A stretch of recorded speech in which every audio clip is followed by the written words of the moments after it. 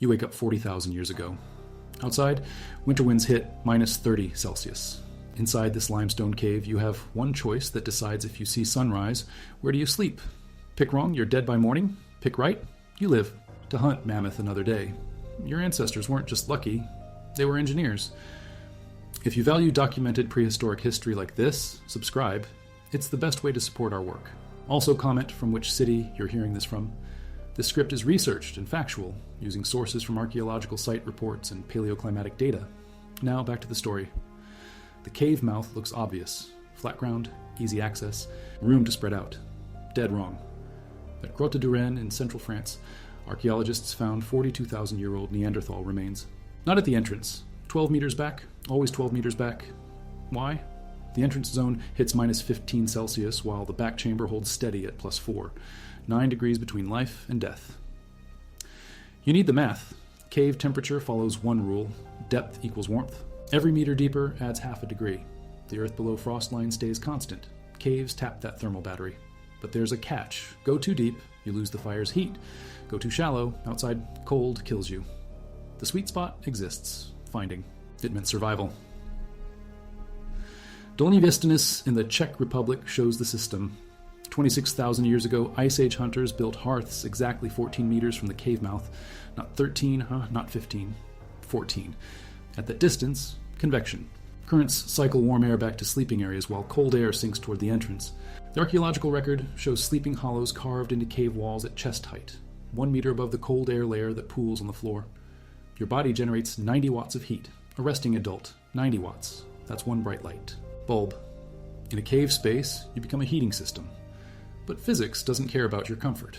Heat rises, cold sinks, and without air circulation, you cook your head while your feet freeze.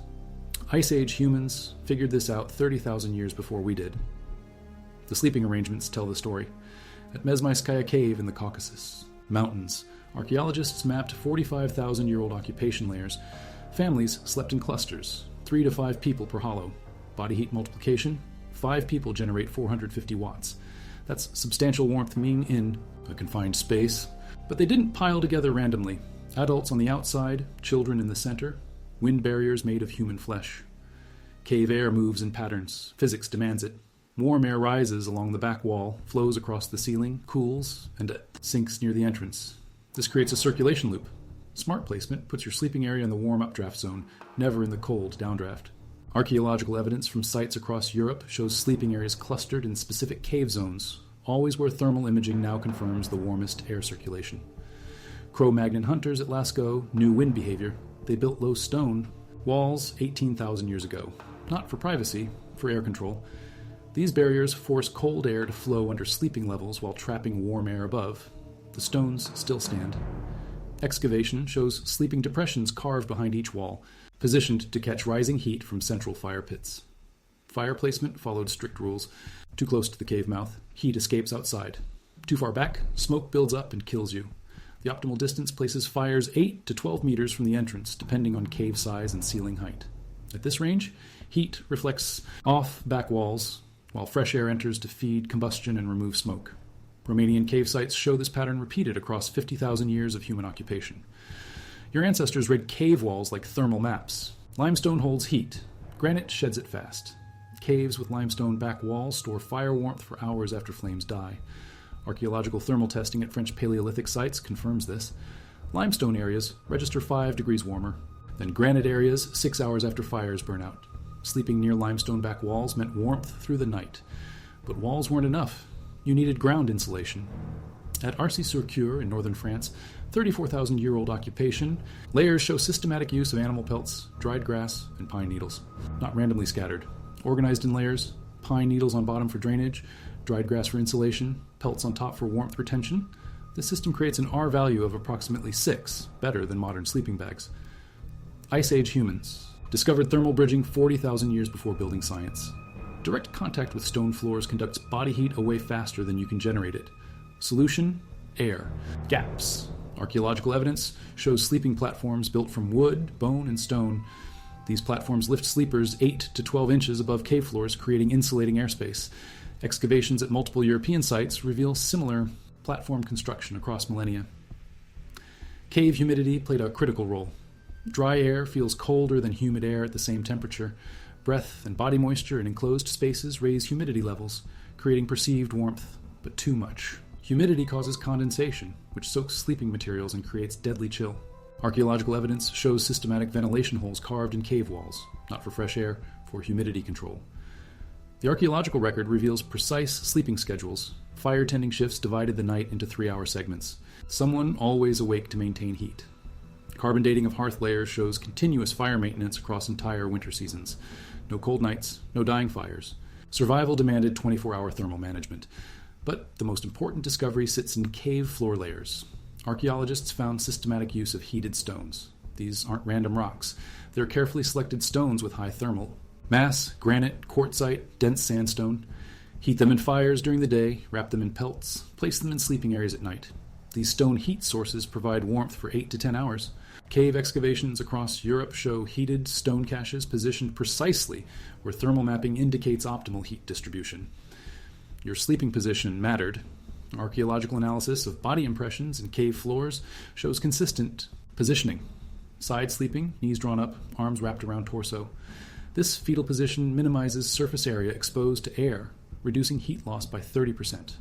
40,000 years ago, humans intuitively understood heat conservation. Physics. Cave selection itself followed thermal principles. Not all caves work for winter survival. Shallow caves lose heat too quickly. Deep caves trap dangerous gases. The perfect winter cave has specific dimensions: 8 to 15 meters deep, 3 to 4 meters wide, ceiling height between 2 and 3 meters. This size creates optimal thermal circulation while preventing heat loss. Archaeological surveys confirm Ice Age occupation concentrated in caves, matching these exact specifications. Wind direction determined cave value. Caves. Facing into prevailing winter winds become death traps. Cold air blasts directly into living spaces. But caves opening perpendicular to wind direction create Venturi effects. Wind passing across the entrance draws stale air out while allowing controlled fresh air entry. Paleolithic occupation sites show clear preference for caves with favorable wind exposure. The thermal engineering gets more sophisticated. Archaeological evidence from Spanish cave sites shows systematic use of wall hangings, not decoration. Insulation. Animal pelts stretched across cave openings create airlocks. These reduce heat loss by blocking a direct air exchange with outside temperatures. The pelts themselves add insulation value, creating warmer microclimates. Within larger cave spaces, your ancestors understood thermal mass storage. During day hours, fire heat soaks into cave walls and floors. At night, this stored energy radiates back into living spaces. Limestone and sandstone caves show superior thermal mass properties. Archaeological testing confirms these rock types. Maintain elevated temperatures 4 to 6 hours longer than granite or schist caves. Site selection wasn't random, it was thermal engineering.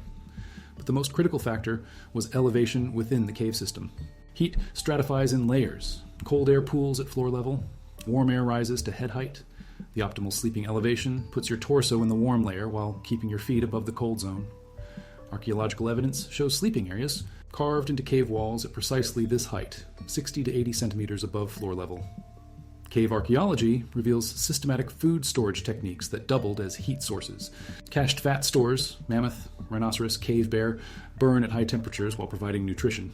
And these fat caches were positioned strategically near sleeping areas, not just for easy access, for radiant heat. Burning fat generates more BTUs per pound than wood, creating intense, long-lasting warmth sources. The social dynamics of cave sleeping followed thermal logic. Archaeological evidence shows family groupings arranged by heat generation. Adults, with highest metabolic output positioned on the perimeter, creating thermal barriers for children and elderly occupants. Pregnant women got prime spots near back walls where limestone thermal mass provided steady heat. This wasn't charity. This was survival mathematics. Your ancestors tracked microclimates within individual caves. Different cave chambers registered different temperatures. Archaeological surveys show occupation patterns that shift seasonally within the same cave system. Summer occupation in front chambers with better ventilation, winter occupation in back chambers with superior heat retention. These patterns repeat across thousands of years of continuous habitation. Tool evidence reveals deliberate cave modification for thermal control. At Atapuerca in northern Spain, 40,000-year-old stone tools show wear patterns consistent with wall carving and floor leveling. These weren't general-purpose tools, specialized thermal engineering equipment. Flint scrapers designed for creating sleeping hollows, bone awls for punching ventilation holes, antler picks for carving drainage channels. The tool marks tell detailed stories. Cave walls at Cueva de El Castillo show systematic chisel patterns, not random scratching. Deliberate surface texturing to increase thermal mass contact area. Rough wall surfaces hold more heat than smooth ones.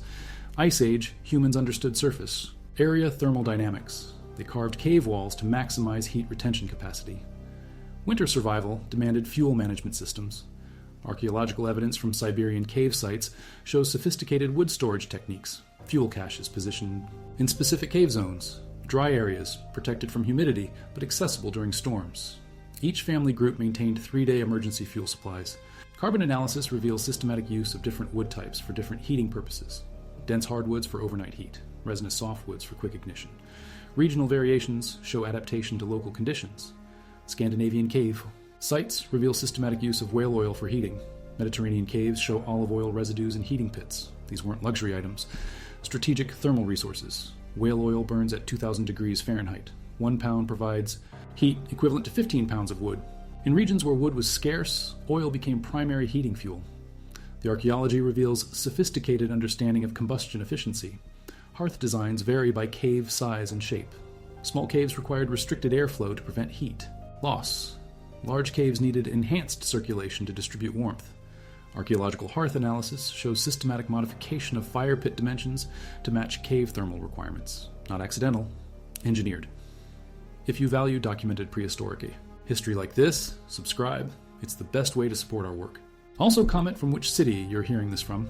This script is researched and factual using sources from archaeological site reports and paleoclimatic data. Now back to the story. Smoke management became critical survival skill. Poor. Ventilation kills faster than cold. Archaeological evidence shows sophisticated chimney systems carved into cave ceilings. These aren't natural formations. Deliberately carved smoke channels that vent combustion gases while retaining heat. The channels follow precise angles, 15 to 20 degrees from vertical, to create optimal draft without excessive heat. Loss. Cave floors reveal systematic heat distribution networks. At Les Azes in southwestern France, 28,000-year-old occupation layers show stone-lined channels radiating from central hearths. These channels carried heated air to multiple sleeping areas, one fire heating 6 different sleeping zones. The stone lining prevents heat loss to surrounding earth while directing warm airflow to specific locations. Your ancestors understood heat recovery systems. Archaeological evidence shows systematic capture of waste heat from cooking fires. Stone platforms, positioned above hearths, created secondary heating zones. Food preparation generated heat as byproduct.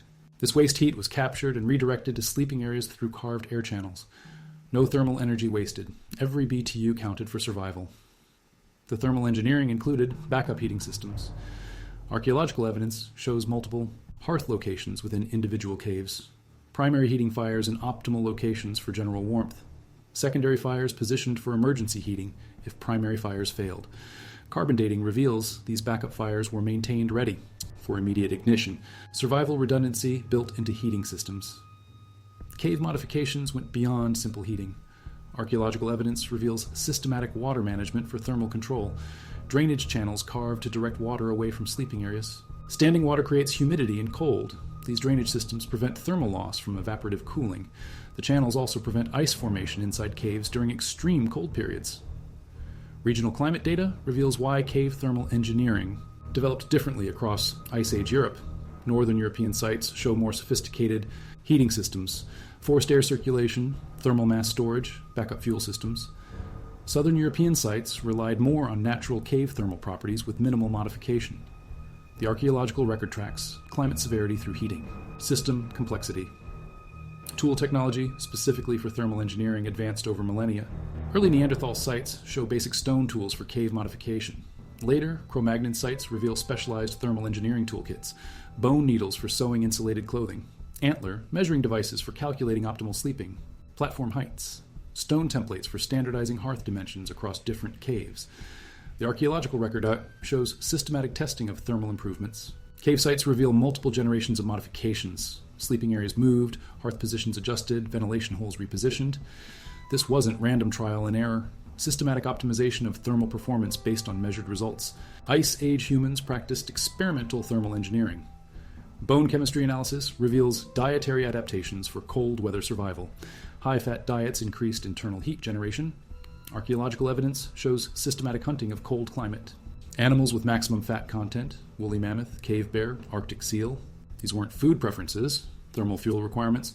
Your body burns fat for internal heating. More dietary fat equals better cold tolerance. Cave thermal engineering reached peak sophistication during the last glacial maximum 20,000 years ago. Archaeological sites from this period show the most complex heating systems, multi-chamber thermal networks, sophisticated air circulation, advanced fuel management. Extreme cold drove maximum innovation. Survival demanded engineering. Excellence. But recent excavations at Cueva Mayor in northern Spain revealed something unexpected. The deepest sleeping areas, 12 meters from any entrance, show evidence of artificial heating systems. Stone-lined channels running from central fire pits to back chambers. Not water channels, hot air ducts. 40,000 years ago, humans built forced air heating systems in caves. The channels work through convection principles. Fire heats air in central chambers. Hot air rises, flows through stone-lined passages, and emerges in sleeping areas. Cool air returns through lower passages, creating circulation loops. Modern thermal testing confirms these systems raise back chamber temperatures by 8 to 12 degrees Celsius. Ice Age, central heating. These artificial heating systems change everything we know about Paleolithic thermal engineering. Your ancestors weren't just surviving in caves, they were modifying cave systems to create controlled thermal environments. The stonework required planning, cooperation, and a sophisticated understanding of airflow dynamics. This wasn't primitive shelter, this was advanced climate control technology. The hot air ducts explain how Ice Age humans survived in regions previously thought uninhabitable. Arctic cave sites in Siberia show similar stone channel systems. At minus 40 Celsius outside, these systems maintained interior temperatures above freezing. The thermal engineering allowed human expansion into the coldest regions of Ice Age, Earth. Recent soil core analysis from occupied caves reveals the ultimate proof.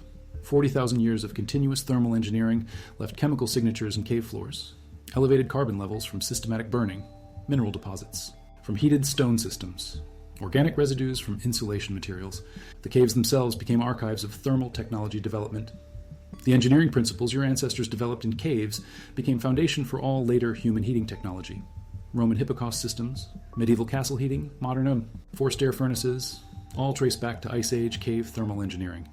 The physics hasn't changed. Heat rises, cold sinks, thermal mass stores energy.